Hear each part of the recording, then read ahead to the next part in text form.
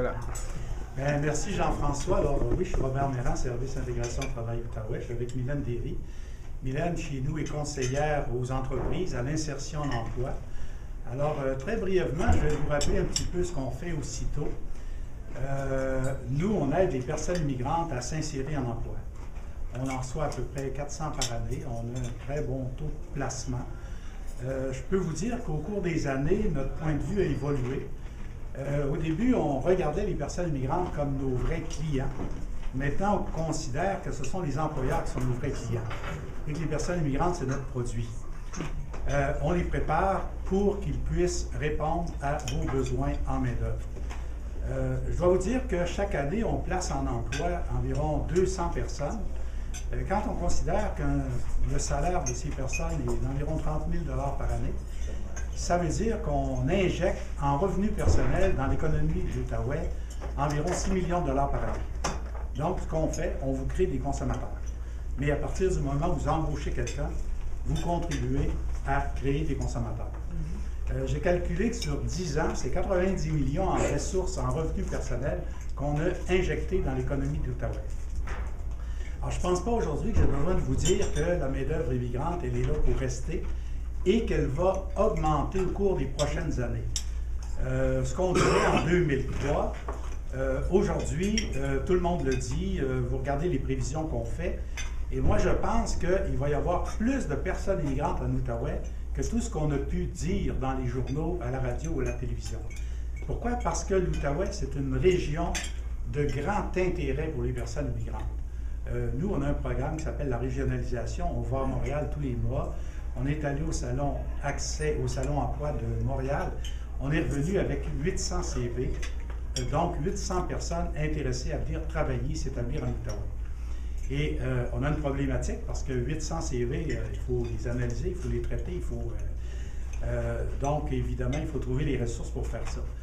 Tout ça pour dire que l'Outaouais a un grand pouvoir d'attraction. La proximité d'Ottawa joue un grand rôle là-dedans. Mais ça va augmenter avec les années, il n'y a pas de doute. Ce qu'on constate, nous, c'est qu'il y a une très grande évolution chez les employeurs. Il y a 5 ans, on devait courir après les employeurs pour placer les personnes migrantes. Aujourd'hui, ce sont les employeurs qui nous courent après. Donc, il y a un complet renversement de situation. Il faut dire qu'on a placé, avec les années, quelques milliers de personnes. Donc, il y a beaucoup d'expérience chez les employeurs maintenant avec la clientèle immigrante. De plus en plus, on rencontre des personnes, même ici, avant le repas, en parlant avec plusieurs personnes ici, il y en a beaucoup entre vous qui avez déjà une expérience avec des personnes migrantes. Ce qu'on constate, nous, on a fait un petit sondage auprès des employeurs qui ont pris en stage des personnes chez nous, qui ont embauché quelqu'un, et le taux de satisfaction des employeurs qui sont allés de l'avant dépasse 90 %. Il est évident que nous, ce qu'on fait en amont, c'est qu'on les prépare. On constate que si la personne n'est pas bien préparée, son maintien en emploi est difficile.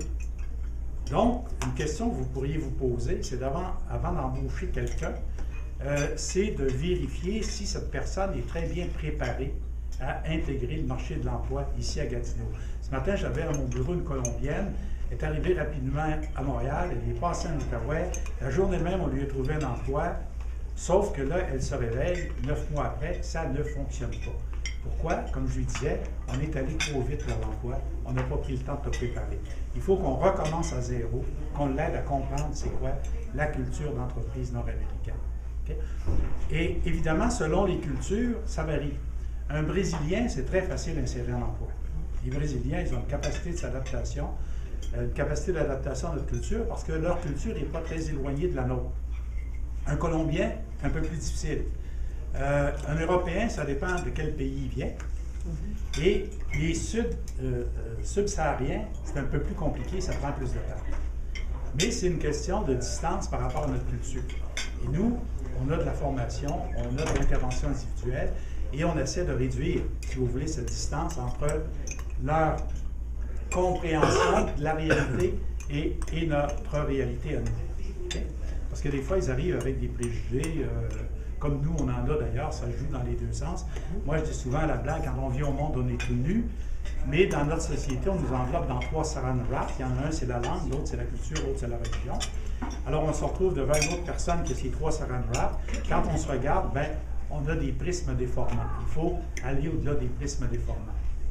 Alors, je ne pense pas que j'ai besoin de vous convaincre ici que la main-d'œuvre immigrante est là pour rester. Je ne pense pas que j'ai besoin de vous convaincre, ceux qui ont fait des expériences et surtout des expériences heureuses. Ce que j'aimerais vous poser comme question, j'aimerais vous demander ceci. Parce que nous, on va à Montréal, puis on amène des personnes immigrantes et on doit élargir notre bassin d'employeurs. Il y a encore des employeurs qui sont récalcitrants. Alors, je vais vous poser une question.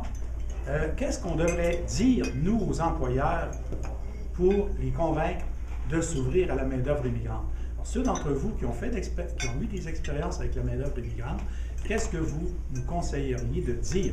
Et je vais dire qu'est-ce que vous conseilleriez à Mylène de dire, puisque c'est Mylène qui fait le travail avec les entreprises. Alors, je ne sais pas, je sais, Jean-François, tu as embauché plusieurs fois des personnes immigrantes. Alors, si tu voulais convaincre quelqu'un d'autre, qu'est-ce que tu lui dirais? Bien, je sais que les gens sont quand même qualifiés. J'ai engagé beaucoup de gens qualifiés du CITO. Je pense qu'ils ont... je ne veux pas dénigrer la culture québécoise ou les Québécois, mais je pense qu'il y a un avantage au niveau là, du travail ou de la volonté un petit peu d'engager une personne immigrante. J'ai l'impression que ceux qui ont eu le moins de problèmes avec, c'était des personnes immigrantes. Et pourquoi? Pourquoi tu penses qu'il y a moins? Mais je pense que nous autres qui sommes dégradés comme société, on a du cru dans la bouche.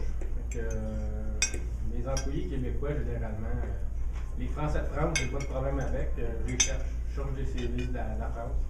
Parce que c'est sûr que dans mon domaine, en informatique, il faut que l'employé soit capable d'exprimer dans un français correct la problématique, l'expliquer au client. S'il y a un problème de langage, ben là, ça va pas. Parce qu'avec les Français de France, j'ai vraiment pas de problème avec ça. Puis j'ai des employés, j'en ai un, Garib, il est quoi, lui, il est... C'est un mélange espagnol, marocain et français. Ouais, ok. Ben, Garib, quand je lui demande de quoi, c'est toujours oui. Il m'a jamais dit non pour rien. Alors que j'ai d'autres employés que, ah ben là, ça me tente pas, il y a quelque chose, il est trop tard, il faut le bonheur.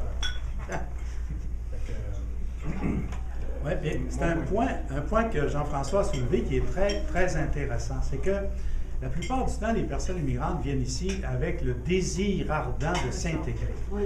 Et c'est incroyable ce que ces personnes-là sont prêtes à faire pour s'intégrer. On a chez nous quelqu'un qui est arrivé il y a une année seulement, il vient du Honduras. On l'a même embauché, elle travaille chez nous. Elle parle déjà espagnol. En un an, elle a appris le français puis elle a appris l'anglais. Elle est au niveau 7 en anglais, puis en français, ben un français absolument impeccable. Et on en a beaucoup, beaucoup d'exemples comme ça où les gens viennent, ils sont prêts à faire tous les efforts nécessaires pour s'intégrer.